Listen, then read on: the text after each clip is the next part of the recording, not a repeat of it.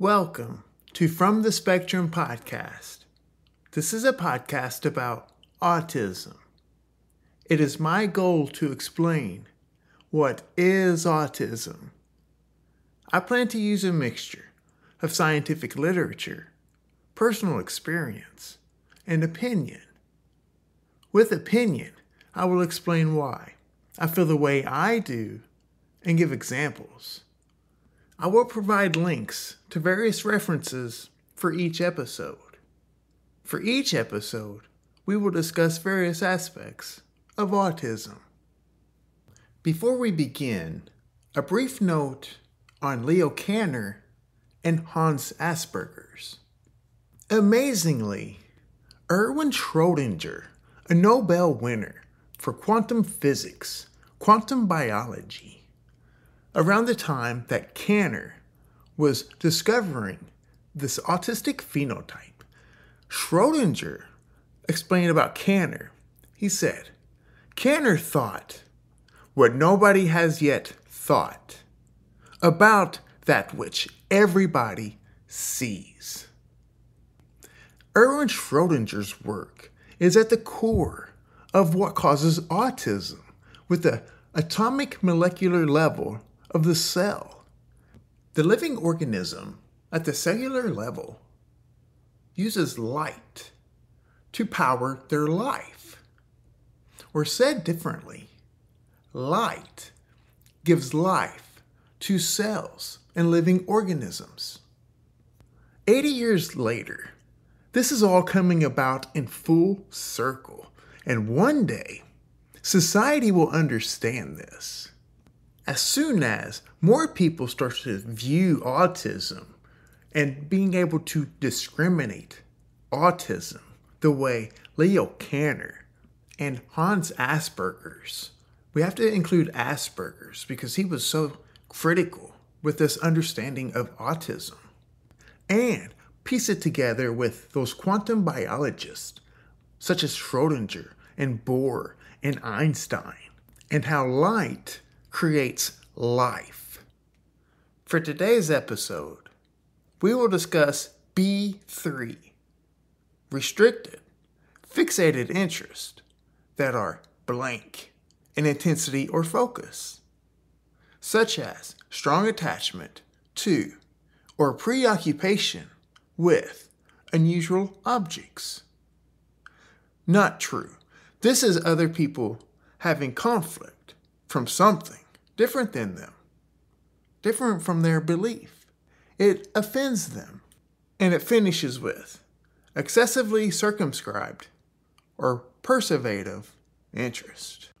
So I will read it this time the way the DSM explains it. Restricted, fixated interest that are abnormal in intensity or focus, such as strong attachment to or preoccupation with unusual objects, with excessively circumscribed or perseverative interest. Now, there's a lot going on here that I don't like. We can just say obsession. You can see, I couldn't read that completely through. One, I use blank to replace the word abnormal. How can anyone use abnormal with interest, intensity, and focus? A side note, it's a bit of a paradox to me when someone is comorbid autism and ADHD. It is suspicious to me. One objective of today's episode is to prepare for a future episode when we will parse out autism and ADHD and how and why these should be very distinct conditions and not comorbid. And two, after reading unusual objects, I explain my opinion. I should preface this. I have intense B.3, both the fixated interest and the perseverative aspect. We will dissect Perseverative later. Remember the language used to define these so-called symptoms. It's crude, with intentions of capturing the spectrum. Remember Hans Asperger's calling those autistic children little professors. This is autism. This is how I think about autism. Because this is autism at its core. This is the center of the autistic phenotype. Some brief notes from Asperger's Autistic Psychopathy Publishing. Autism comes from Bueller. Remember Eugen Bueller. We covered this in the Rates of Autism episode. Autist, from the Greek word autos, has limited interaction. I'm quoting here. The autist is only himself and is not an active member of a greater organism, which he is influenced by and which he influences constantly. Remember, I've said many times on the podcast, and it is my experience and backed by Kanner and Asperger before I even knew about Kanner and Asperger. I say, are you even interesting? Can you pull me away from this creative imagination, the things that I have going on in my head with these visual thinking, the thinking in pictures, and this being fully consumed with a thought or an idea or an interest? Remember, interest and intensity or focus are combined in the symptom, but the DSM uses abnormal. More on that in a bit. This is a path for developing superpowers. Remember, allow us to become little professors. In addition, in Leo Kanner's paper, Autistic Disturbances of Affective Contact, Leo Kanner discriminated autism as something different than society's or his colleagues' perception of what was happening. Leo Kanner captured these fixated interests and the social withdrawal of these children. This is what is at the core of autism. He nearly called autism an innate disorder. We should not forget or underestimate the powers and characteristics of the autistic phenotype. Today, we are saturated.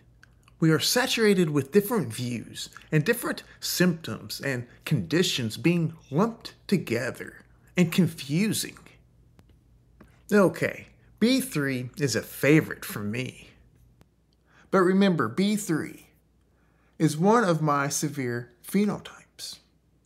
And after I was kind of able to remove myself from those social norms and those social pressures and how society says you must fit in, I was able to cultivate my superpowers, these fixated interests that make me who I am, that ability to be comfortable within myself. Now let's consider something. It's okay to be fixated on few interests, or even one. However, society and education contrast this, especially centralized education. There's lots of criticism within our education system. To normalize this, because of the size of all the educational systems, this ought to be assumed. However, if objectable evidence exists, it needs addressed. We've covered autism and education, one of the most popular episodes. Criticism exists on all levels. What is needed and what is filler? And if filler is a profit trail behind it. Education is a top 10 revenue business in the U.S.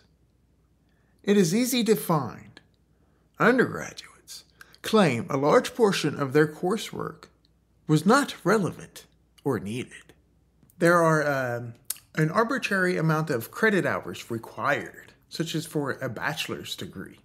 To my knowledge, all bachelors require 120 credit hours. And if you look at the individual programs, the individual degrees, there are filler courses built into that curriculum to build up the total hours to meet the 120. These are irrelevant classes.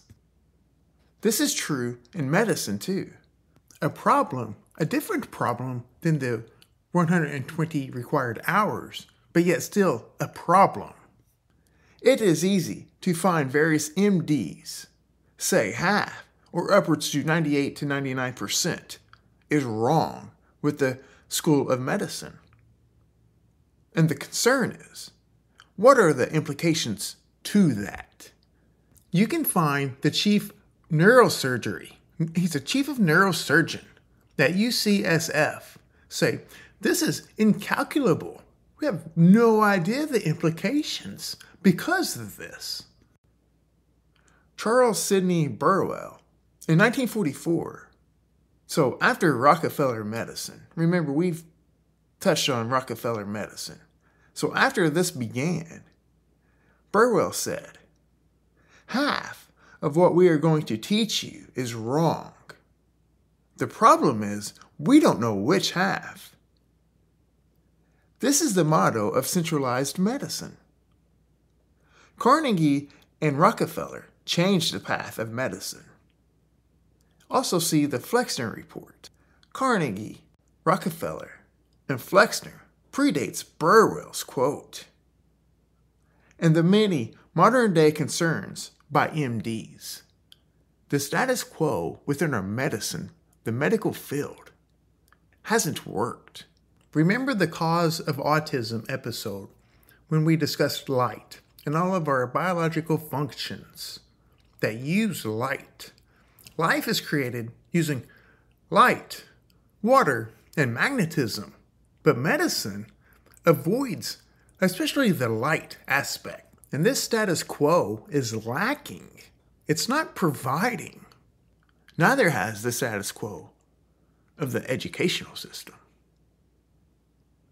There's a chance you should consider that last minute to 2 minutes as I began talking about centralized medicine and centralized education. That could be an example of B.3. It's frequent. And you can remember criteria A, which is the social communication and interaction criteria. You know that autistics have a problem with things like joining and ending a conversation and even the back and forth. We often are considered, we say too much. We just keep going on about a certain topic. One, we have no idea how much you know and you don't know, even if you're involved or not involved. We just want to talk about the topic. And those social cues, that's the overall back and forth, speech and language conveyance is very complicated. For this episode, I will use several personal experiences. The language is restricted, fixated interest that are abnormal in intensity or focus. My preference is replacing abnormal with perfect. The earliest experience that I can remember is the Vietnam War. We discussed this in the first episode. Action figures, books, my own version of books in the 3rd grade. Dialogue with others, wanting that dialogue with others about the Vietnam War. Playing, outside play, entire costumes, gears, and toys. Which isn't wrong. It was just the time. Those moments. That's all that mattered. And everything is scheduled around it. So remember B2, how we need to schedule our fixated interest. B2 is the schedule and sameness. When B3 is satisfied, when we can attend to those fixated interests and we get time to perform those or to be present in those, then B2 is more flexible. The strict schedule is more flexible. Another fixated interest as a child, at some point, 12 or 13 or so years old, I made a game, a baseball game, that used averages, probability, and dice. 3 die, or 3 dice, I'm not sure. You roll the dice, and that is the result of the play. Ball, strike, a pop-up, fly ball, single, double, triple, home run, and so forth. The likelihood one of those would happen for a baseball at-bat was the amount of times listed on those options. 15 different options per row using the 3 die. Then you roll until the outcome for that batter. The scorecard is a typical sheet used at scoring baseball games. Teams were either the professional teams on rosters or an early fantasy style drafting. I took this game everywhere. I know I had it at age 13, but I'm not so sure the age that it was created. A highlight was I could play 2 teams like a normal game, of course, but by myself. I didn't need peers. As an adult, I don't have many years of having friends, and certainly not romantic relationships. So I have interest, and I go all in. Guitar was one. I, like many others, learned and taught myself guitar. I would spend all of my free time on it. I have moments of being able to listen to one song for extended amounts of times. Sometimes hours per day, for a week, or just longer. The same song on repeat. Also, as a young adult, I got obsessed with golf and the mechanics of the golf swing, more so. More hours and hours of learning this. These interests can be obsessive. Slightly later in life, I was introduced to older family photos from the 1950s and got consumed with living and growing up in the 50s. Remember, because this accelerated it. Thinking in pictures and supplementing relationships with hypothetical interactions. With the thinking in pictures, it's like it's real. I can put myself in those movies playing in my head. A critical component of this ability is having infinite amount of references, memory, and underlying desires to want the relationships. Or more accurately, desire to increase the history of little conversations and relationships. My guess is those 2 things are independent, but entangled. The thinking in pictures, and then that supplementing relationships with those hypothetical interactions. Independent, but entangled. Next, I had stories about living and growing up in the 50s. So I began a novel. All of these things that I created in my mind.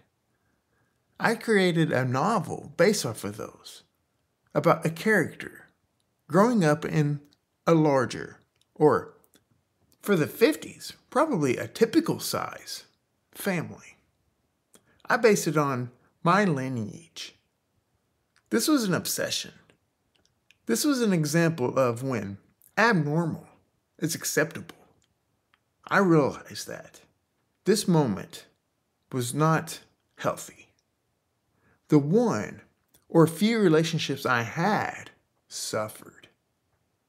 On vacation, it is all I wanted to do, and mostly what I did do. All of my free time was this. Nothing else mattered. And I was a new father. I wasn't equipped with managing that correctly. I had 17 chapters laid out in my mind and 14 completed. The only thing missing is putting my pictures and thoughts to the Word document for the remaining chapters. Interference, remember some B.3, occurred from human interference and computer issues, was interfering with my ability to keep pace. Remember how the brain is just highly energized. It's just rapidly busting out information, the excitation. Remember B-movie. Remember the sensory processing. Everything's fast. Everything in the thought, in the head, in the thinking and pictures is real rapid at times. Anyway, I could not keep pace with these thoughts. My actions could not keep pace with my thoughts. And the computer broke. Similar to the second episode with breaking the plastic cops and robbers toys when something unplanned or unexpected occurred. I broke it. In future episodes, we will cover autism and ADHD, and we will cover Leo Kanner and Hans Asperger's famous first papers, and we will cover Donald Triplett, Kanner's first child, and Fritz V, the first child observed by Hans Asperger. And we will show that these children and many people with autism have so-called temper tantrums when something is interfered with, when something from the outside penetrates these fixated interests and disrupts them. What I really want to highlight is, today, our modern society, be it providers or family members, even parents, desperate for change, desperate to help their child, they will get tricked into giving the child antipsychotics. We've discussed the role of antipsychotics and the familiar scene to autism. This is not the way. This is very dangerous, in my opinion. We cannot just give autistic children or children with ADHD or any condition psychopharmacology. Besides, rarely is anyone given full informed consent or any bit of informed consent. These are the risk dangers. These are the risk dangers now and for the developing child or even the adult. Remember autism and adaptive responses too. Since when are people so interested and committed to defining unusual objects? My opinion is it is lumped into the overall autistic phenotype. Remember, and this is something everyone should consider, people love to get hitched on things they can observe. It makes sense to them. Now, autism has a spotlight, and it should, but the spotlight of attention brings lots of opinion and confusion. Since when are others so focused on this type of behavior from others? And this is why we will do an episode on the differences between autism and ADHD, both the inattention, the hyperactivity and impulsive areas. Now, when Leo Kanner and Hans Asperger's explain the children with many similarities with modern ADHD, but it's not ADHD. You could say the autistic phenotype is inattention, but now it's just lumped together you get autism and ADHD inattentive type. It doesn't make sense.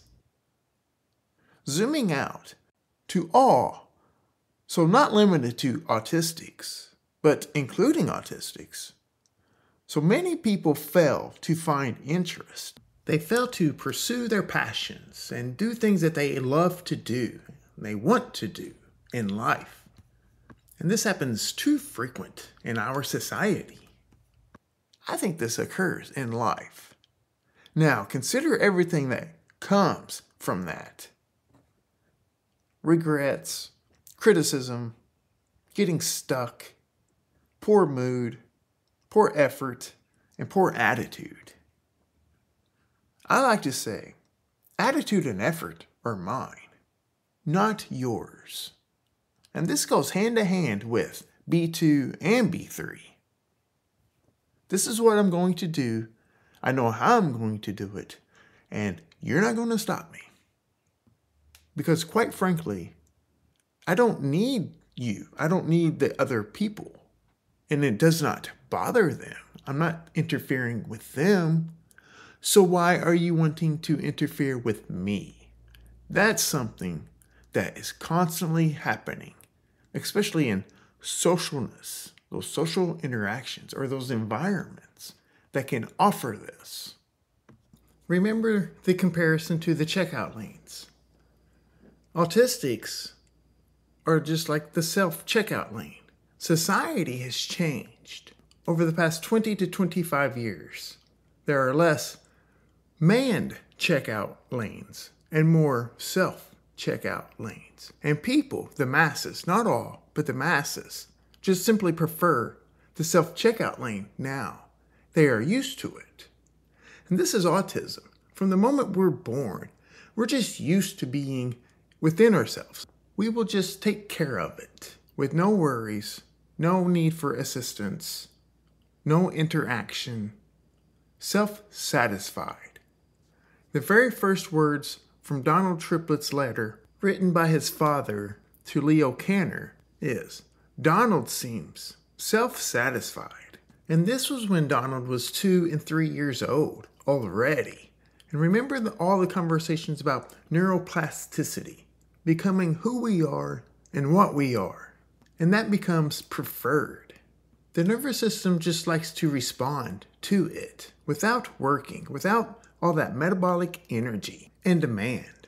Remember, the biology that gives us autism allows us to be comfortable within ourselves. This is autism. And this can offend people indirectly without them even realizing it.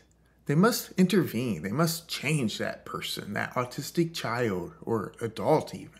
That child is different than the other children. Something is going on here. Something needs changed. We must do something. However, remember the superpowers. The paths to superpowers from the autistic phenotype. The biology that gives us autism gives us an ability to be comfortable within ourselves. Don't try to change someone with autism because they are different than you or different from others. Sometimes autism from the outside is a comparison to the so-called normal people. And that's not fair. Circumscribed accelerates this.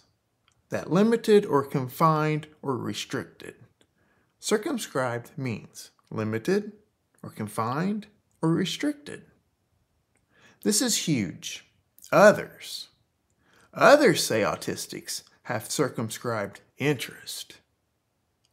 This is wrong. This is a misnomer. The perception is off and it accelerates divide. It accelerates limitations. It is a human thought, a human creation. My opinion is, people say this. People say that autistics have circumscribed or unusual objects because they don't know what to do with it. They don't know how to handle it and accept it. And that makes that person uncomfortable. Why are people so involved with other people? And remember, the others, in quotations, that are primarily surrounding autistics have underlying desires and drives to inject, help, and promote change. They could be parents and family, professionals, which could include school support staff, therapists or psychologists, definitely could include ABA therapists, and of course, other encounters to lesser involvement, meaning even meaningless encounters. Those people can transfer strange moments that can strengthen those affective disturbances in the autistic phenotype. When we are navigating society and we have these strange encounters, do you think we want to pursue these more or less? Remember those discussions on neuroplasticity, things making us more of what we are. If you have poor social experiences and the biology of the person provides poor socialness, it's not surprising socialness would not be preferred. Remember, this is developed likely in the embryo and through the lifespan with different trials. Let's discuss perseverative. This is repetition including behavior, thought, or speech. The behavior likely makes sense to you because criteria B is restricted, repetitive patterns of behavior, interest, or activities. Is perseverative and echolalia similar? Probably. You know the English language does that type of thing. Let's discuss children. If things are going bad, it will be tough to reverse that. The perseverative thoughts will rule the child in the environment. Remember, black and white thinking, rigid. It is either this, such as a good day, or that, such as a bad day. Let's combine other discussions into this. Remember adaptive responses. Autism and adaptive responses. This is a frequent topic for us. It explains a lot about the autistic phenotype. Remember autism and education, the environment that has many implications to the autistic. A lot of opportunity for the negative perseverative thoughts, such as, this is a bad day. There's a lot going on that can be opportunity for the bad day. I hate that. I hate that for the child. I hate that the education system is stuck. Maybe they have perseverative thoughts. Now, another discussion, neuroplasticity. This creates more of that expectation, less trust. Remember, the deficits in oxytocin and oxytocin's role with trust and social motivation and pair bonding. This is all significant. All of these things, the adaptive responses, those environments such as education or employment, and the neuroplasticity, the biology that gives the person autism, all of these components, all of these are entangled. Remember the closeness and shared genetic implications with OCD. We've discussed the striatum, the place where motivation and movements meet. And motivation is related to the nervous system, not so much goal-directed, but just the responses of the nervous system. And it just wants to respond with as little energy as possible during that response. It doesn't know the context. It just acts. The nervous system doesn't know the context. It just responds. It takes deliberate effort and deliberate change to really provoke that other outcome for the nervous system. We have habits, and change is hard. Typically, change is hard because this is why. You could probably understand this. This part, this is not secluded to the autistic. This is all humans. So hopefully you can understand that part.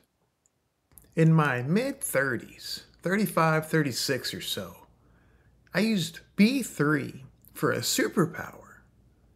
I took 1.5, 2 years and just really digested my life to that point. Really discovered my life, what I wanted to do in life, and tried to work towards finding meaning, things that I love to do.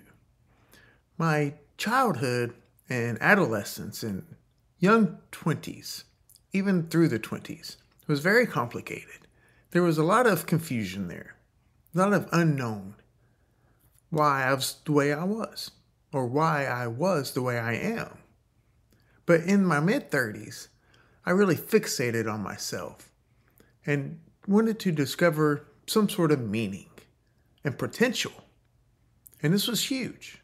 I put all of those social norms that I thought I should pursue, and I removed those. Everything materialistic.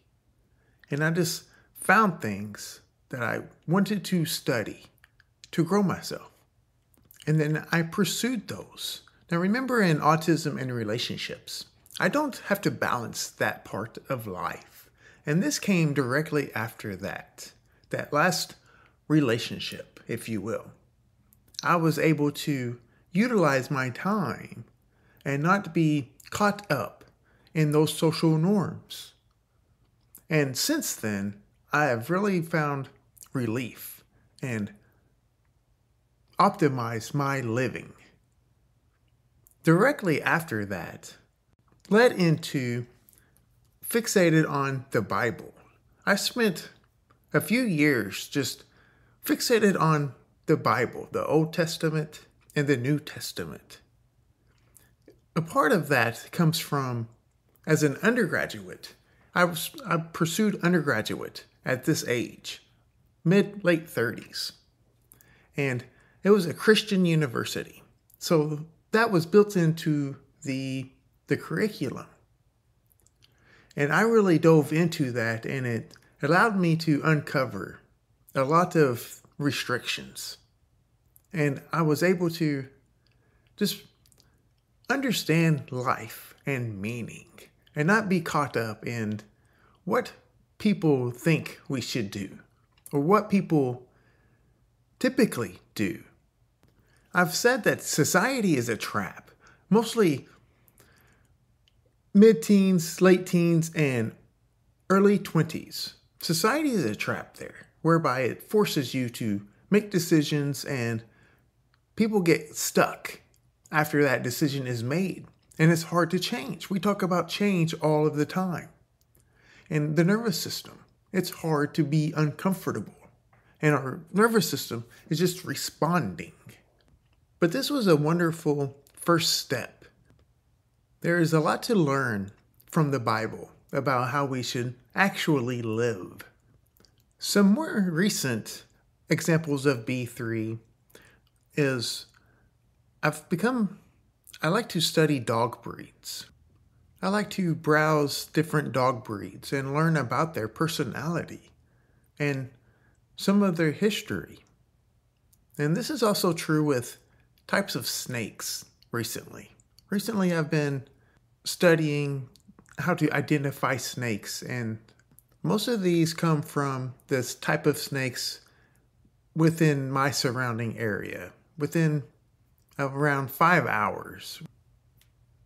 We should consider how society, different aspects of the environment, different aspects of our society is a constant contrast to this autistic phenotype. B.3 is at the core, and all other symptoms or traits or characteristics, whatever the word that you want to use, or the medical literature wants to use, or the professionals want to use, they all stem off of B.3, this innate disorder, or this autistic phenotype. If you're listening to the podcast or listening to the episode, please feel free to leave a review or rating. In podcasting, reviews, ratings, and downloads are huge, and I very much appreciate your feedback. You can contact me on X at RPS47586 for some in-depth conversation about autism. Please feel free to reach out, or on Facebook, or email info.fromthespectrum@gmail.com. And thank you for listening to From the Spectrum Podcast.